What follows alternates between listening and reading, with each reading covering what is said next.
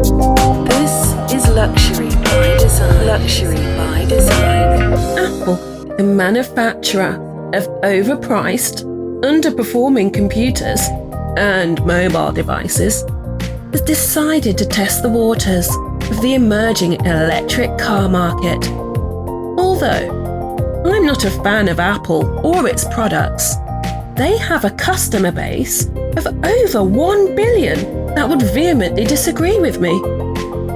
Every time a new Apple product hits the market, it makes a huge impact. Now that Apple has decided to go head-to-head with the electric car king that is Tesla, the stage is set for epic corporate battle, which is akin to the Blu-ray versus DVD wars of the early and mid-2000s.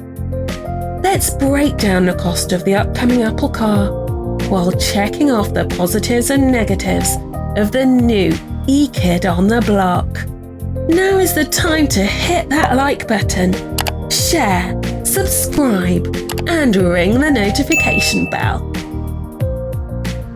Apple never does anything without reaching for its goal, which is to become the leader in whatever market they are jumping into. In 2014, Apple started Project Titan with over 1,000 car experts and engineers developing an electric vehicle at a secret location near the company's Cupertino headquarters. Apple comes into the auto industry intending to be one of the most sold of all cars, not just electric cars. This means Apple has its work cut out for it. But because Apple products are expected to change the face of the industry with every new product, it's safe to assume they are doing things with the iCar to make it stand out from the crowd of other auto manufacturers. Apple will not be satisfied unless they are one of the auto industry leaders in sales and customer approval. Apple's interest in building cars goes way back, to even before the first iPhone. Steve Jobs considered building an Apple car, even going so far as to meet with the manufacturer of the V vehicle. But Jobs ultimately decided against it, instead choosing to focus on the release of the iPhone. Now the iPhone has locked in its position as Apple's most profitable product. Apple has now branched out into other areas of research and development and started exploring a car product in 2014. The first details of the iCar started leaking out in January of 2015. In February, a mysterious unmarked van leased to Apple was spotted driving around the streets of Northern California. The van had a camera rig fixed to its roof with several cameras, leading some to speculate that Apple was doing something similar to Google Street View. Another thought was the van had something to do with a self-driving vehicle. All Apple will say is the van is part of a mapping project related to the iCar project, but just days after the vans were first spotted, an Apple employee told Business Insider the vans were part of a project that was going to give Tesla a run for its money, confirming the self-driving car theory. The self-driving car is something that most consider to be the future of the cars, so it's not surprising Apple has decided to go this route. Apple, always at the cusp of what is trending in tech, is betting big on the self-driving aspect of the iCar. The driver simply keys in a destination and the car takes the driver there with little or no engagement. It is futuristic perks like autonomous driving that Apple hopes will make its new iCar a hot-selling item, like the iPod and iPhone were.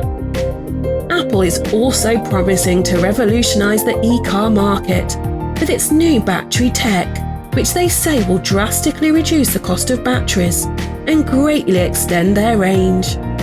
Since the cars are being designed to be fully autonomous, there is a lot of chatter that Apple has its eye on food deliveries and the first driverless robo-taxis. The battery of the iCar is supposed to be next level. As well with its mono-cell design, that will beef up the battery cells and free up space inside the battery pack by removing modules that hold battery materials. This will allow for more active material in a smaller package. The battery technology has been described as being a game changer and similar to the first time you saw an iPhone. According to Apple analysts and insiders, the chassis of the iCar will be based on the Hyundai eGMP electric vehicle platform, which uses 2 motors, an integrated drive axle, 5 links rear suspension with a battery range of over 500 kilometers, and an 80% charge time of under 18 minutes. The high-performance model of the eGMP can do 0 to 60 miles per hour in less than 3.5 seconds and has a top speed of 160 miles per hour. If the iCar matches or surpasses these performance specs, then it may be a worthy rival to, or better of the two, between it and the Model 3. Performance is not the only arena Apple will challenge the Model 3, as it also has plans to include many other options you may not find in other auto offerings. Apple has patented a unique lighting system that would allow for illuminated car doors and seats that change contextually.